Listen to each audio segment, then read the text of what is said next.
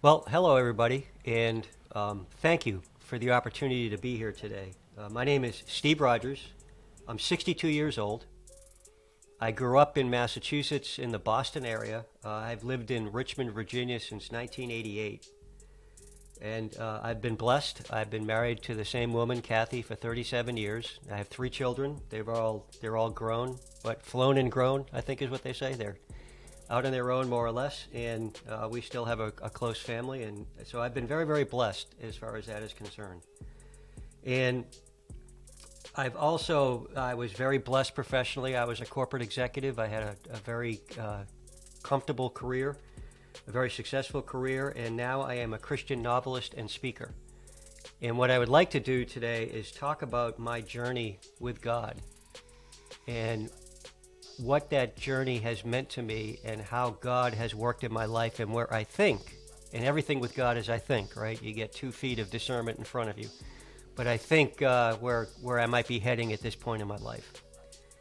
So, like I said, I grew up in Massachusetts, and my parents were what I call the genetic lottery. They were just wonderful human beings that came from poorer backgrounds than the one I was raised in, and just loved each other and loved us deeply and led us very well, both spiritually and as parents. And my teenage years were typical teenage years. You know, I rebelled. I was awful to my mother for a lot of those years. I mean, when I say awful, rude, moody, the typical teenage stuff. But along that way, I was very active in my church as we grew up. I was an altar boy, and I did other things within the church, and went into my professional life with a faith in Jesus and with a faith in God, but without a real understanding of what that meant as far as day-to-day living, and what that meant as far as my role as a man and as a father and as an employee of a company. And so I kind of stumbled along for quite a while. Did my thing, went to church, did my career, took care of my family. But I had a gnawing feeling the whole time that I wasn't doing enough, or I didn't understand enough, maybe I put it that way, on the faith side of my life and what that meant and what that means. And I started getting a little more active with prayer, and I started getting a little more active seeking to understand this whole story of God and Jesus a little bit better. And there were 3 major events that occurred. When I call it at the very, I would say my spiritual journey that I want to talk about today really began in my 40s. And there were 3 major events that occurred. And one of them, it's really interesting because it sounds so trivial, but I had interviewed for this job with the company that I ended up finishing my career with, and there was kind of radio silence for months and months and months. And I just wanted to know what was going to happen. So one day I closed the door to the office of the place I was working at the time, and I just said a quick prayer. I said, "Could you just let me know yes or no? I just want to know." And I got up and I opened the door to my office, and my phone rang, and it was the offer for the job. And so there was a big connect right there. I mean, that's pretty unsubtle. I would say that's a very unsubtle answer to prayer. And it got me really thinking more than I was before about God's role and what God could be in my life. And so what happened then was there's an organization in Richmond called Needle's Eye Ministries. And what Needle's Eye Ministries does is it tries to help faith-based people bring Sunday into their work week. So it's marketplace ministry. And I went to a lunch that they had one day, and they had this little card on the table. If you'd like to talk to a mentor, a spiritual mentor, just fill this out. So I filled it out. And I went to lunch with a guy. His name was Bill Kuehl. And while we were at lunch, we talked about my faith and my journey. And he recommended a book to me called The Gospel of Mark by this English theologian named William Barclay.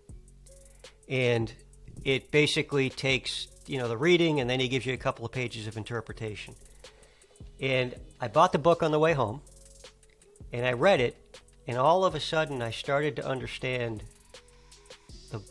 this Bible thing. That's the best way to say it, this whole Bible thing, and what the Bible could mean, and what it could teach me, I guess is a better way to put it. And William Barclay did the entire New Testament, so my wife bought me the whole New Testament series for my birthday that year, or for Christmas, one of the two. And I just started working through the New Testament with this man, William Barclay. So then I was back to, did my career, did my family, and I was working my way through the New Testament and William Barclay. And then I had what I consider to be the third major event at this point. And what that was this same organization, Needle's Eye, had a banquet. I think it was for their 25th anniversary. And I went and I filled out another card, and this time I said, I'm interested in joining a small group. And as a result of that, I got put into a Bible study. And it was a group of men, and all of us trying to figure our way through the Bible and through life. But the advantage to me was several of the men were maybe 20 years past me on the life journey. And I joined that Bible study in 2004, and I'm still in the same. I still meet at 7 o'clock Friday. Obviously not the same people as 2004, but in a Bible study that has grown and moved from that Bible study over that time. And what I learned from that, which was really important, I should give you one piece of background. I worry, or used to worry, at an Olympian level. If worry was an Olympic sport, I would be that guy Michael Phelps, the swimmer. And what I learned from these men, the ones that had already been through life, is that we're all going through these things. In some form or another, we're all traveling through life with doubts and fears and uncertainties and worries. And it started to ground me much better. So I'm there now. I'm probably in my late 40s at this point. And I went into what I called a gestation period, where what I was doing for my faith was really spending time in the Word through this guy, William Barclay, and through a Bible that my mother had bought me, and just reading the Bible and journaling and trying to understand what this all meant. At the same time, at that point in my life, there were a million things going on that were challenges. My son, who was in 4th and 5th grade at the time, was very sick, and it turned out to be celiac disease, which is the disease you get if you eat gluten and your body can't process gluten, which is very treatable. You just stop eating gluten. However, until we knew that, there were very serious tests, brain tumors and blood tests and things down the esophagus, and no dad wants to see that. I had spinal fusion surgery on my back because I had scoliosis.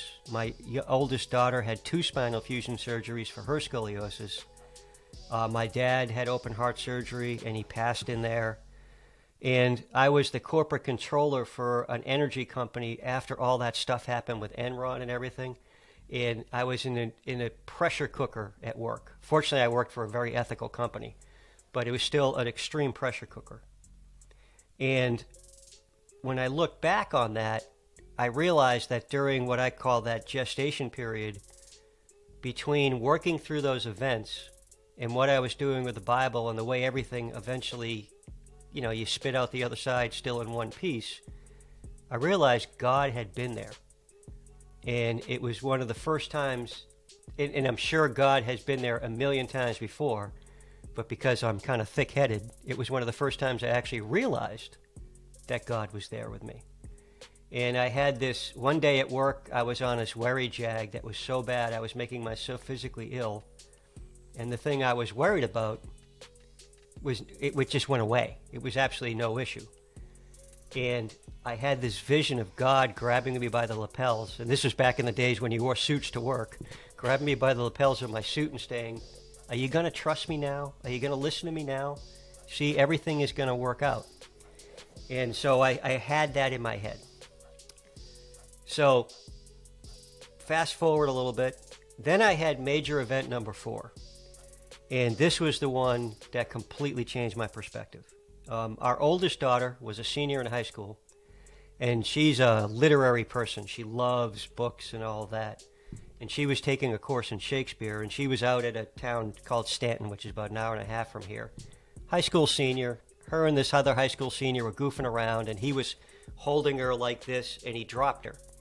And she hit her head in a curb, and she had the seizures and all of that. And long story short, they ended up putting her in a helicopter in Stanton and bringing her back here to Richmond and into the intensive care unit at the local hospital with blood on the brain, they called it.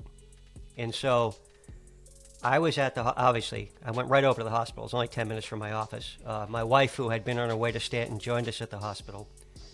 And it seemed like everything was stable. And so at the end of the day, my wife went home for a little bit to take care of the other two children. And in the ICU, at least at this ICU, they throw you out when they change shifts, you know, when the new nursing shift comes in. And a friend of mine named Scott had come down to see me at the hospital. And he's kind of what a person I was walking with spiritually. Not even kind of. He was and is a person I walk with spiritually.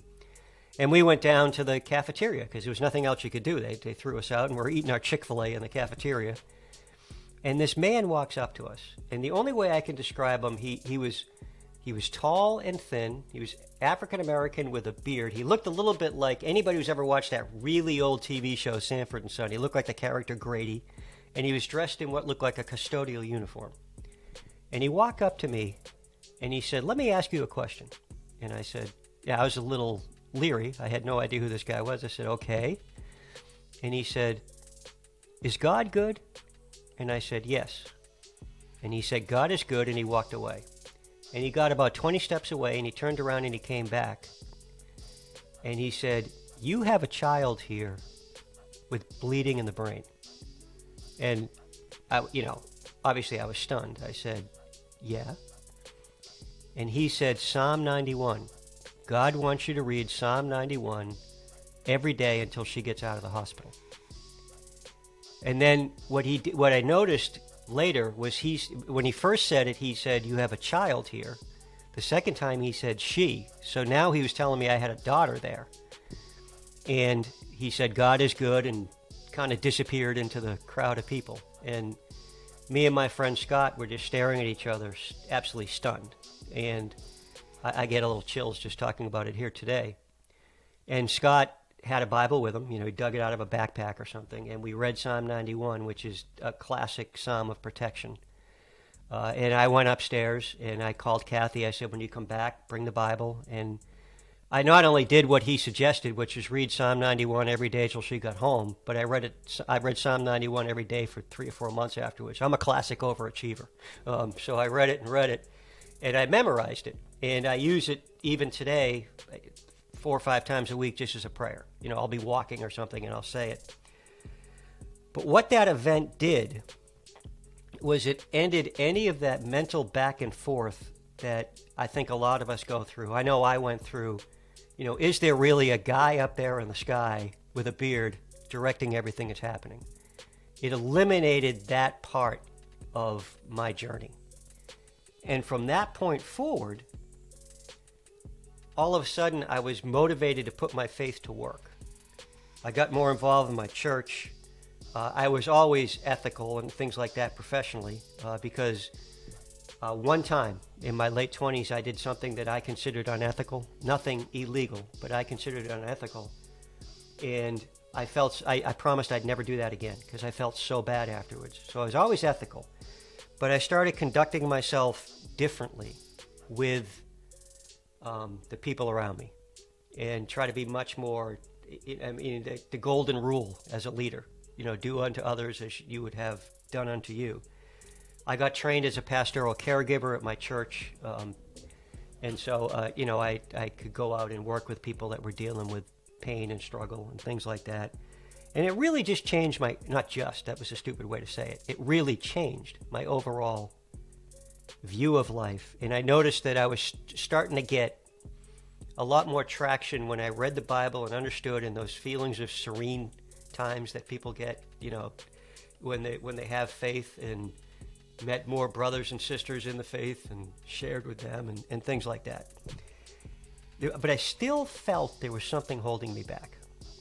So I'll take, this is not a major event 5, this is a period of time that happened.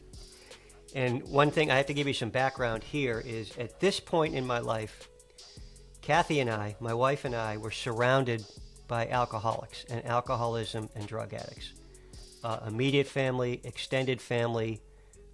We held some nieces in our house for a while their mother was getting herself where she needed to be. And it caused a tremendous amount of stress in our lives. And it caused a tremendous amount of wear and tear on our other children that were, our children that were with us. And what I didn't realize at the time was that as that was going on, even though God was getting us through it and giving us the strength to get through it, I was building up these reserves of anger and resentment and guilt and everything else, remorse. So I retired from work at age 55, and I retired for the purpose of trying to become a writer. And that's a super long shot in the world, to become a writer. And I started trying to become like the next Stephen King. So I'm writing stories about people strangling people and, time travel and all kinds of things like that. But what happened was we took a trip to Israel in 2017. And on the flight on the way over, I had a thought. And the thought was, I wonder what would happen if I was an alcoholic. I had just been released from rehab, and I had to take this trip to Israel. And long story short, I invented the character and I journaled in his name throughout the entire trip in Israel. And when I got back, talking to my wife, she said, you might have a book there. So I wrote a book about a novel about this alcoholic in Israel. And he finds, and I became a Christian fiction writer at the time. And the beautiful thing about Christian fiction is you can say without it being a spoiler, you're guaranteed at least a hopeful ending, if not a happy ending. The person's not going to be left in the dark at the end of the book. And I was fortunate enough, and I'm really truncating a timeline here, I was fortunate enough that the book got published and it's out there in the world. And what happens when you do that is you get a chance to speak about the book. And I noticed one day when I was prepping that the process of writing the book, that when I finished the first draft, that lump that I was talking about a few minutes ago in my heart, the anger, the fear, the resentment, and the guilt was gone. And it had disappeared when I finished the first draft of the book, which means the book's nothing but a big fat journal entry. That's all it is. And all of a sudden, my journey with God changed completely. All of a sudden, I was forgetting or ignoring, that's a better way to put it, the petty stuff that would pull me away from connecting with God, whether it was trivial issues or I don't know if anybody out there is like this, but every once in a while I'll get my head wrapped around, this is impossible. How can one being be in charge of all this? He has to have, and because I'm a former corporate guy, I'll say something like, he has to at least have had regional managers, or something like that. I'll try to rationalize it. And my wife, who's a much gentler, kinder, smarter, and more faithful person than I am, said, you keep trying to put God in human terms. And after that lump went out of my heart, I stopped doing that. I stopped putting God in human terms. And I still had one more piece of work to do, though, and I was preparing for a different talk, and I realized I had to forgive myself. And that's the hardest thing, I think, let me rephrase that. For a person like me, that's the hardest thing for me to do, was forgive myself. Because that garbage that I was carrying in my heart it reflects on those people around you that are trying to get into recovery. They know when you're angry. They know when you resent. And it adds to their problem. And it also holds me back because I'm carrying emotions that aren't necessary. So then I consciously forgave myself for years of that stuff. And everything had changed. Now what is happening is, instead of me setting a goal, in 3 years, I'm going to have 2 books done, or in 3 years, this is going to happen. What I do is I consciously focus on the moment I'm in, the one moment I'm in, and what is God's will for that moment? What does He want me to do in that particular point of time? And thankfully, because it's what I love to do, a lot of the times it's to work on a book or to write or to journal or to something. But sometimes it's go visit this sick friend or make this phone call or go to church and work on this. And what I've discovered is that discernment of where to spend your time, for me at least, comes in like how when you're driving in the dark, the headlights do about 2 feet in front of your car? God gives me those 2 feet at a time. And when I work in those 2 feet, I'm much more effective at connecting with Him and living a life that I'm at least more hopeful honors what He wants me to do while I'm here on my earthly walk. And like I said before the call when I was talking to Pablo, this is not dramatic in the sense of, I didn't fall into a complete crater. God didn't have to break me completely. He gave me opportunities to do it in a much more gentle way.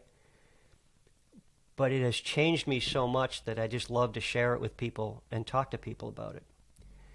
And what it has translated to in my day-to-day life is obviously the writing and the speaking.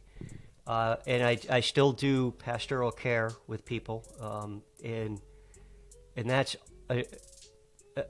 it's satisfying because the people I do pastoral care with are in a much worse situation than I am and have a faith that I think outstrips mine. And it feeds me to be with them. And it's really an interesting dynamic. And I'm at our church, the council, the elders is called the vestry. And I'm the senior warden this year at our church. I felt called to do that during this particular year with my corporate background and my experience. I don't love going to meetings and doing things like that, but it seemed like a way to spend my time. And I'm involved in my other ministry, which is, it's not a faith-based nonprofit, but we do after-school programs in the city of Richmond for middle school kids. And I believe middle school is the most dangerous 3 years in any child's life, no matter where they're from or who they are. And we try to provide those programs. So I work with people doing that. And now I'm just going to wait and see where God leads me. I'm 60. Like I said, I'm 62, and who knows how much time I have left, right? But I'm going to try to serve every minute of that time as best I can with God. And that's my story. Like I said, not super exciting, not super dramatic, but that's what I do. And I absolutely love what God has done in my life and with the people around me. And I've been so unbelievably blessed to be married to a woman whose faith journey and mine have pretty much followed the same trajectory. And so we're together in this, and it's a beautiful thing. It really is. And she's the heart and she's the soul of my life. So I have that as a blessing.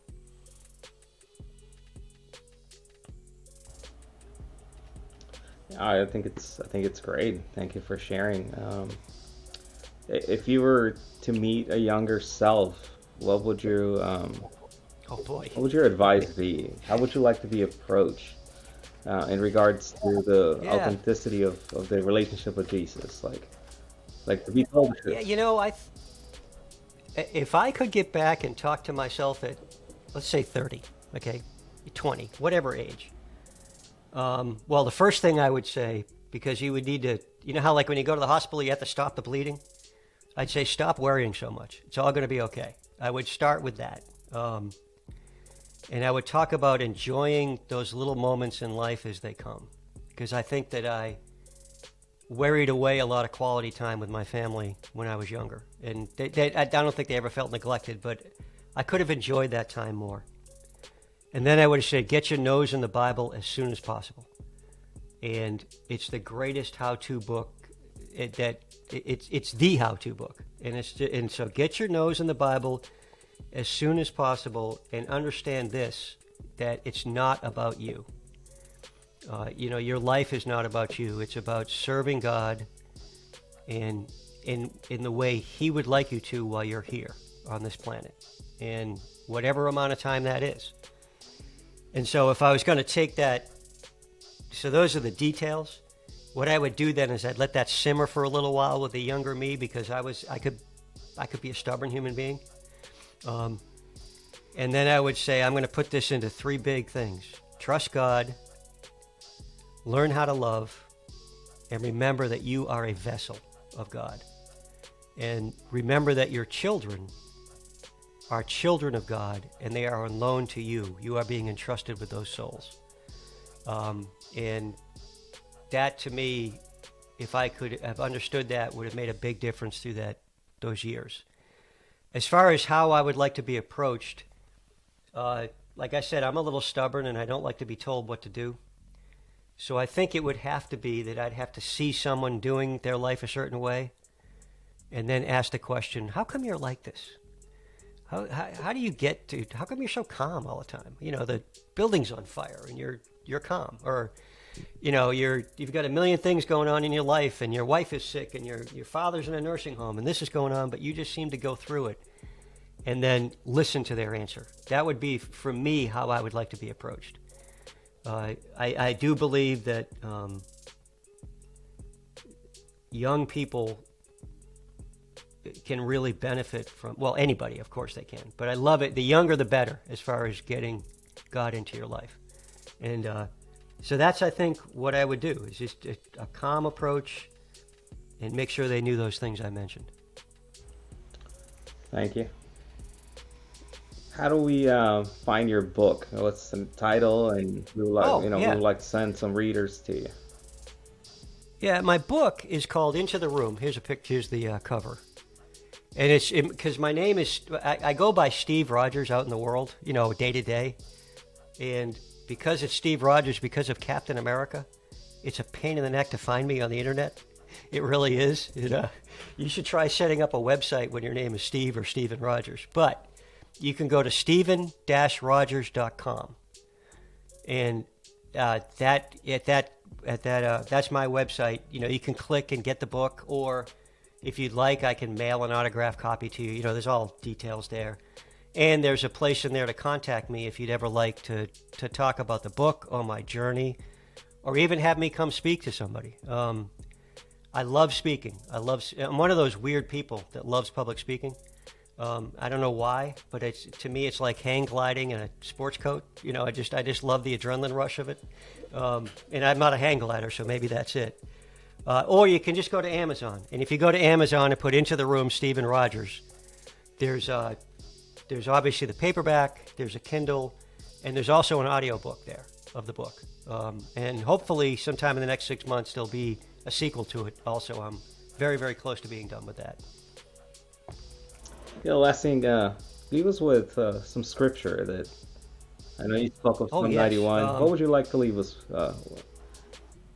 I actually, there's three pieces of scripture that I fall back on. So I thought I'd share all three of those, if that is okay. And, you know, there is Psalm 91, and that man who met us at the hospital cafeteria that day, he kind of just vanished into the crowd. And then I walked around the hospital for, you know, every minute I wasn't with my daughter trying to find him, and asked about him and everything, and no one could find him.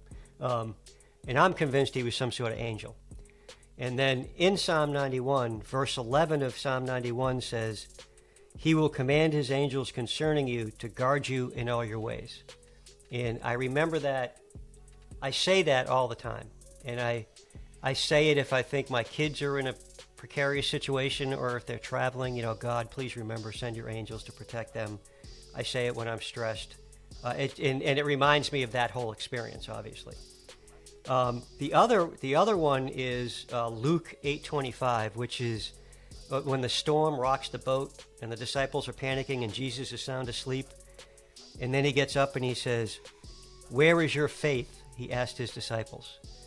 And during my worrying times, and those times when I was under extreme stress, when things would work out, I would hear that in the back of my head. I had to do it again for you. Where is your faith? I did it again for you. I was there for you. Where is your faith? And then the third one is the one that I use day to day the most, which is Mark 9:7, and it's the Transfiguration. And God says, "This is my son whom I love," and then He says, "Listen to him." And I remember the scene where Jesus turns the water into wine in the Bible, and Mary, his mother, says to do whatever he says to the people that are at the wedding. And I remember this, listen to him, whenever I'm trying to determine anything big or small. What is his will? And I'm very fortunate that God speaks to me through my gut. And I've discovered in my life that if I follow my gut, it seems to work out. If I don't, I always regret the decision. And so I think that's how God gets through to me, is through my gut. And if there's nothing there, I know I have to wait. But "This is my son whom I love, listen to him," is my daily go-to verse. And it brings me a lot of comfort and a lot of guidance. Thank you. Yeah, Stephen, thank you so much for your time, for putting away some time from your ministry, from your household, to share your testimony with us. Our prayer is that it impacts somebody, especially somebody that's dealing with their kids being hurt, physically or emotionally, and how we're supposed to respond, during those times, and then the encouragement that God will send our way. Yeah, he's always there. It's amazing. Always Amen. there. Yeah. He's never forsaken us, right? Nope, he has. So, yeah, thank you so much, Stephen. We're going to put Thank the you. links to your website so people can check out your book and get some good reading. Or, Amazon, get it. If they don't want to read it, they can hear it, right? There's no more Yes, excuses. they can hear it. So, A very good narrator, too. Excellent awesome. narrator. So, Yeah. yeah, Stephen, thank you so much. Thank you.